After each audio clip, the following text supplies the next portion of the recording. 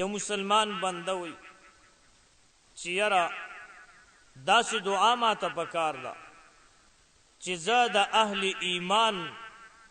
چې کم کامل مؤمنان دي د هغوی په جماعت او په ډله کې شامل شم او الله پاک ما په دنیا کې هم د هغوی سره یوځای کړي او په آخرت کې هم د هغوی سره یوځای شم دنیا کې هم زندگی د هغوی سره تیره شو په آخرت کې هم زندگی د هغوی سره آیا دې دپاره یو دعا شته او د الله په کلام کې دعا موجود ده ربنا آمنا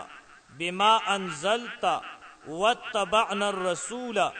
فاكتبنا مع الشاهدین دا دعا ته په کثرت سره وی الله رب ذوالجلال جل جلاله بتا د مؤمنانو په ډله کې شامل کی دنیا کې هم د هغوی سره یوځای وي او په آخرت کې هم د هغوی په صف کې راپاسي دا دعا درېمه سپاره کې په صورت آل عمران آیت نمبر 153 کې ده آیت نمبر 153 ربنا آمنا بما انزلت واتبعنا الرسول فاكتبنا مع الشاهدین